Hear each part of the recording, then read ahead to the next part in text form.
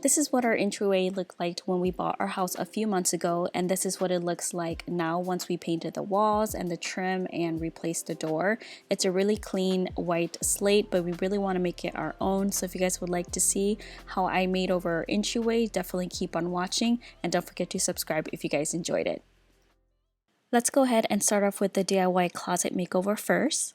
My vision for this closet is going to be some board and batten in the back. I want to take these doors down, and I do still want to keep a shelf, so I'll probably keep the same board. One thing I definitely want to get rid of is this curtain rod, but I still want the option of having it in case guests come over and they can hang up their coats. So I'm going to install this little hardware on each end so I can always put the curtain rod back on or take it off easily if I want to. And then for the bottom, I did buy this bench from Target that I'm just going to put in here. I'm not going to do a built-in bench just because it's a little bit too permanent for me right now, but I really like the look of this bench, and I'm going to put it down here, and then we'll do a couple hooks in the back for coats, and then when I do need it, I can just put this curtain rod right back up here.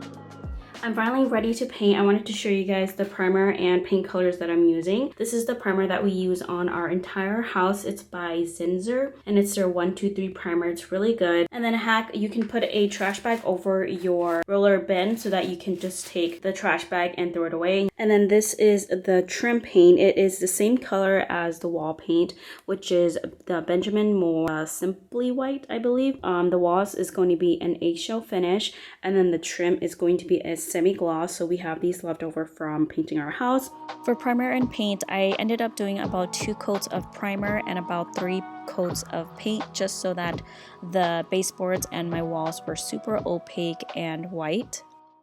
Alright, this is what it looks like all painted and dried down. I think I'm going to start working on the board and batten tonight. I was going to save that for tomorrow, but we just went and bought the primed MDF, and I really want to get started so I can get that painted and dried down.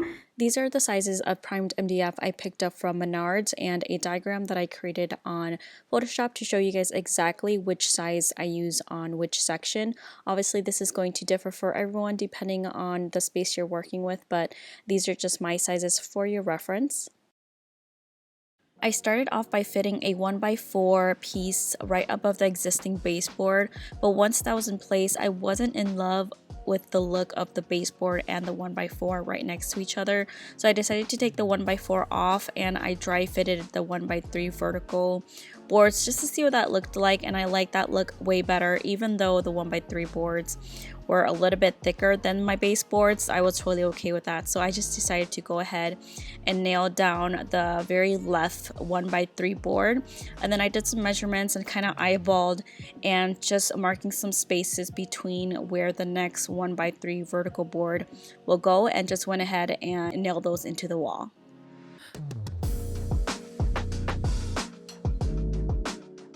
Once those vertical boards were nailed in, I'm installing a 1x4 board at the very top, and this is one of the boards that the shelf will be resting on.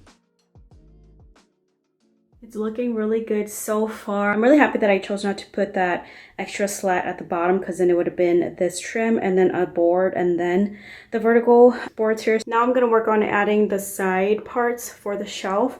I'm not going to do it all the way just because the shelf only comes out about 11 inches, so I'm going to measure that and cut those pieces. Here I'm nailing in those side pieces. Like I mentioned, these are going to act as a ledge for my shelf to help support it, and of course I will go ahead and paint those raw wood edges as you can see there later. Next, I'm nailing in some 1x4 pieces in between the vertical boards, and I just measured the space in between each boards and made my cuts and nailing those in. This is where the hooks are going to be placed.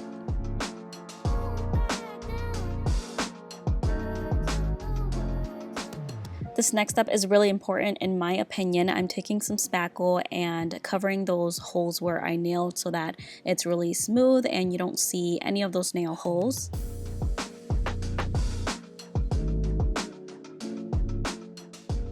It's almost time to paint, but before we do that, I'm going to take a microfiber cloth and wipe down any of the dust from the spackling and the sanding just to make sure that the surface is clean before we start priming and painting. I'm using the same primer and paint that I used on the baseboards, and I did 2 coats primer and I believe 3 coats of paint.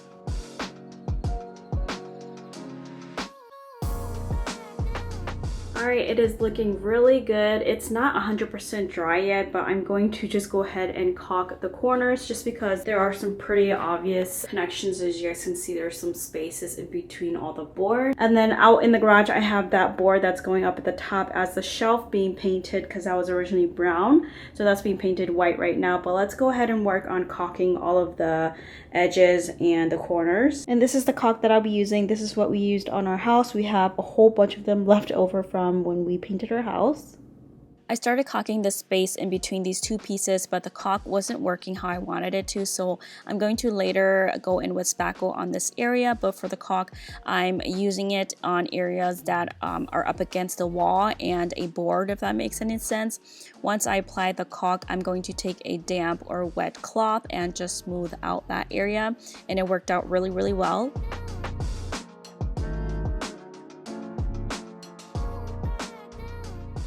I found that spackle worked way better when it came to the spaces in between each of the boards, so that's what I'm doing here, and I'm just going to make sure it's as smooth as possible, but we are going to go in and sand those later once it's dried.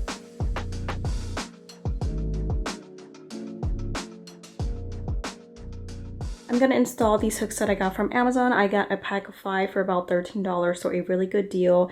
And originally I was just going to do 3 hooks, 1 on each little section, but I wanted to do 5 just to provide more storage, just because we're not going to have that hanging dowel the whole time. So I'm going to install those now. I went ahead and screwed holes first. I'm not using any type of anchors just because I'm already screwing into this MDF board. And then I'm going to just eyeball the spacing of them, honestly. And I decided to do 5 hooks instead of 3, which I'm really happy about.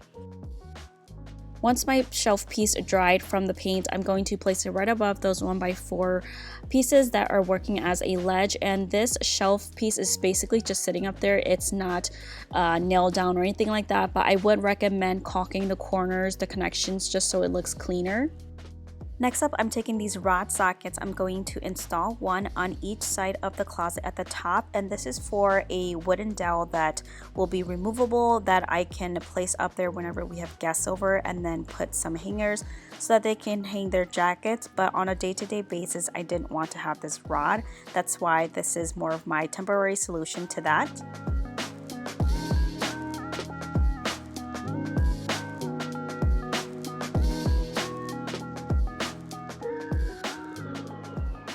This part was optional, but I found it necessary to paint the sockets just because they're more of a cool toned white and our walls are more warm toned.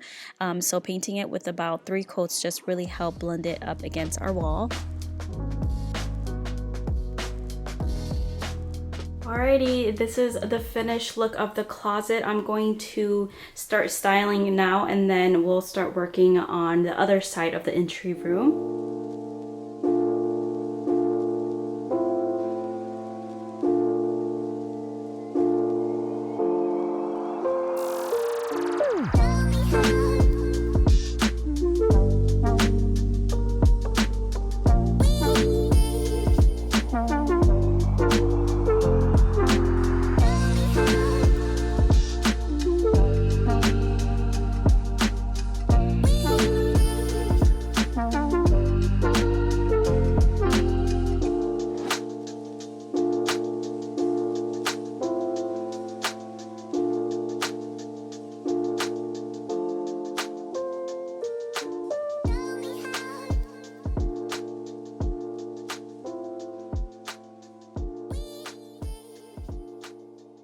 Moving on to the entryway, the star of the show is going to be this shoe cabinet from Ikea. I've been really wanting to install something like this in my entryway, and originally I wanted to install this one instead, but this one is about like 8 inches deep, which is going to be blocking the door way too much, so I ended up going with the other one that I'm showing you guys.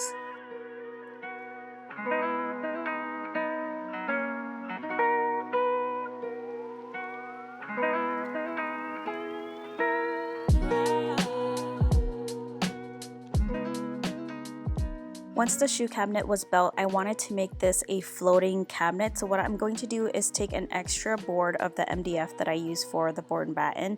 I cut it to the width of the back of this cabinet, and I'm going to wood glue the sides in, and then also going to screw in a screw in the center to mount it to the center of the cabinet, so that at the back there's 2 pieces that I can screw into the wall, if that makes sense, just so it's extra sturdy.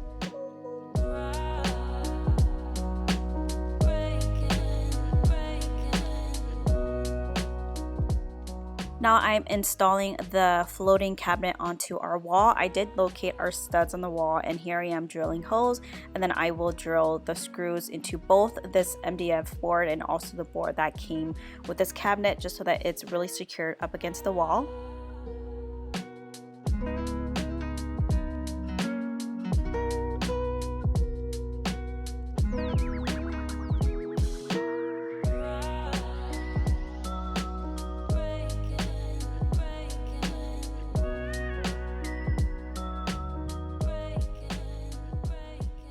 Up next, I'm really excited to install a round black mirror. This is what I imagined for this area, so I'm just installing an anchor and then inserting a screw so that I can hook my mirror onto it. And I did get this mirror from Home Depot. You can find them at like Marshall's, TJ Maxx. I believe Ikea sells them as well. Alright, I'm going to attempt to change this light fixture myself. This is going to be my very first electrical job. I already turned off the power and everything like that.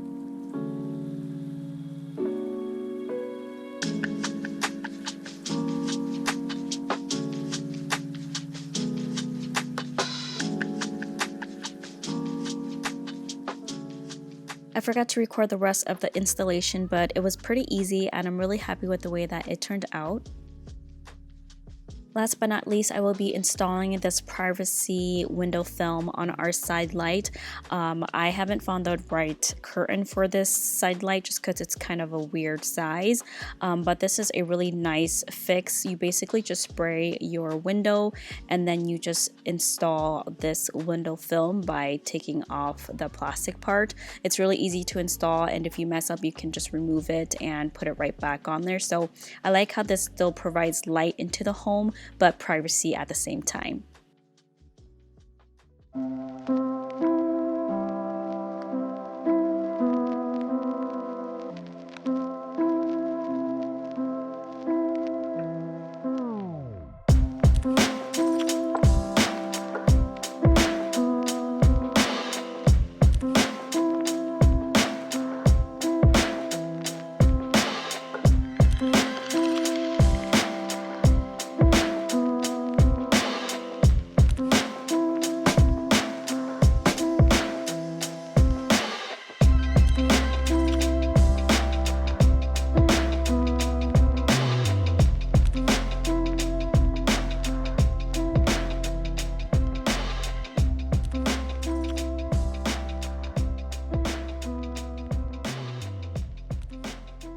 So this is the finished entryway. I'll go ahead and go through all of the things that I got and where I got them from.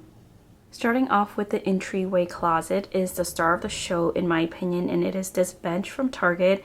It's by the Studio McGee line, and I actually got it secondhand from Facebook Marketplace because it was sold out on Target, but I got it for half the price, which is amazing. I just think it looks way better than a built-in bench just because it adds a little bit more character in my opinion.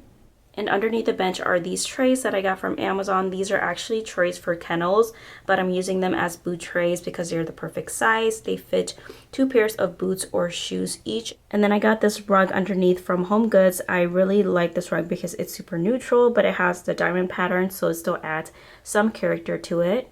And of course I wanted to add some pop of green, so I put this faux fiddle leaf plant that I also got from Facebook Marketplace, and then it is placed in this wicker or rattan pot that I got from Joann's, and I did a DIY and just added some legs to it, so I will post that video down below if you guys want to watch that.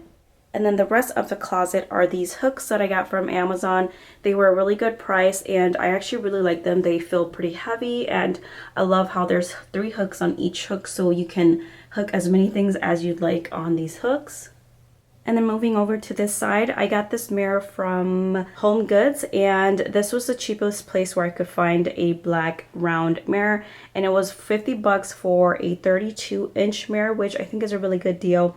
I do know Ikea sells them for I think like 10 bucks more, but you can find these pretty much anywhere. It's just it's not the cheapest. And then another star of this show is this shoe cabinet from Ikea. This is really popular. I really like this one because the depth is still pretty small, so that when you open the door, it doesn't restrict the door too much. And I just love how it's functional. At the same time, you can store shoes in it, and then it also creates this ledge where we can put our keys and wallets and stuff like that. On top is this faux plant from Ikea. I love this plant. I have at least 4 of them in my house. And then there's this tray that's from Target, the Target dollar spot. I really like it. And then on this side, I have this wicker little basket also from Ikea. And then a Himalayan candle holder on this end.